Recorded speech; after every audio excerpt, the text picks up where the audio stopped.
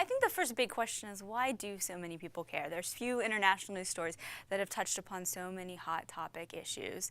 You put Google and China in a headline together, and suddenly you have a Rorschach test for what everyone thinks about bilateral U.S.-China relations, human rights. This issue also talks about sort of censorship on the web, what latitude foreign companies have in terms of negotiating the terms with which they operate in China with Beijing.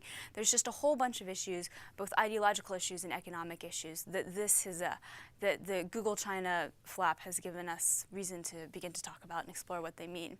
One of the most surprising things about this story is that there haven't really been any surprises. That is to say, Google hasn't made a final decision about what it's going to do, nor have we learned anything we didn't already suspect about the Chinese government. In about 2 years ago, Yahoo had some similar concerns regarding its willingness to allow the Chinese government to have access to certain human rights, the email accounts of certain human rights activists. Other companies have certainly experienced concerns about hacking. There have been, everybody who operates in China has to play by Chinese rules in terms of what information it allows to be publicly available to Chinese citizens. So none of this is new. What is new is that Google made a big deal of it, went public with its concerns. There's few big international news stories that start when a press release is issued on a company's corporate website, but that's what happened in this case. So a brief chronology is that last Tuesday, Google released a statement. They said they knew that certain websites or certain email accounts had been hacked into. They didn't give many details. They said that certain intellectual property rights had been stolen. We still don't know if that just includes access to these email accounts or if there's also code, proprietary code that would have commercial value that's been stolen. So a lot of questions weren't answered in that announcement, but Google said it was considering a major change to its policies in China, namely that it might stop operation of Google.cn, which is the Chinese language version of its search engine. 10, 15 years ago, we thought there would be one internet. Now it seems like we're seeing a proliferation of many different internets. And the challenge that Hillary Clinton issued was, what can the United States do to help bring these internets together? A lot of people are thinking, maybe it's time already to begin talking about a world in which there isn't one internet. There are many different internets, different conversations happening, and how do we adapt to that? One of the things that Clinton mentioned is that the United States State Department is providing financial support for technologies that allow people to get around, that allow internet users to get around certain kinds of blocks. But that's only part of the sort of solution. It's only sort of one technological solution. A lot of people don't realize that there's lots of ways that governments can limit access to content online. It's not just things you can get around with a proxy server. Big question, what's at stake? Okay, so for Google, we have a little bit of a sense of what the internal dialogue has been, thanks in part to some great reporting by the Wall Street Journal. Sergey Brin, who spent the earlier part of his childhood in Russia, has been very concerned about human rights the whole time there's been discussion of Google entering China. I believe that Google.cn started about 3 or 4 years ago. Eric Schmidt, the CEO of Google, has been more optimistic that a good compromise can be reached, and operating in China is better for the bottom line and better for giving access to information to Chinese citizens than not being present at all.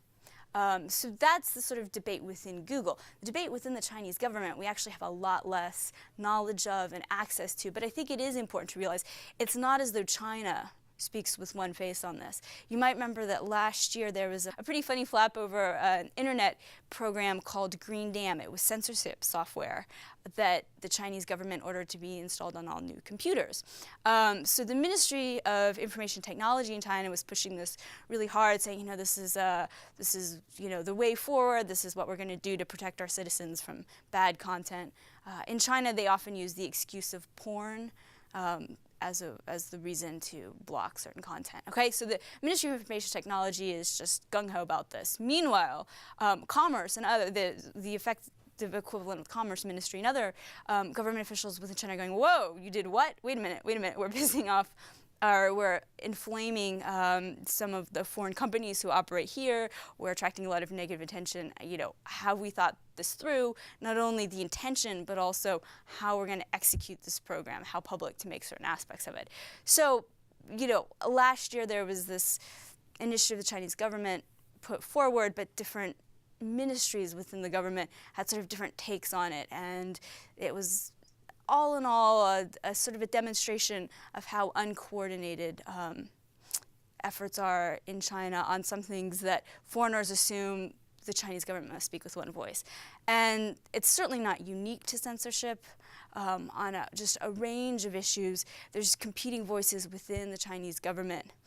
Again, on deciding what the intention of policy should be, and second, on deciding how to implement that policy. And so I'm sure that's also the case here with Google. Google gave China an ultimatum, but we don't actually know what that ultimatum is. In the last few days, Eric Schmidt has been saying he wants to maintain some kind of presence in China. I don't think many of us are privy to exactly what that means.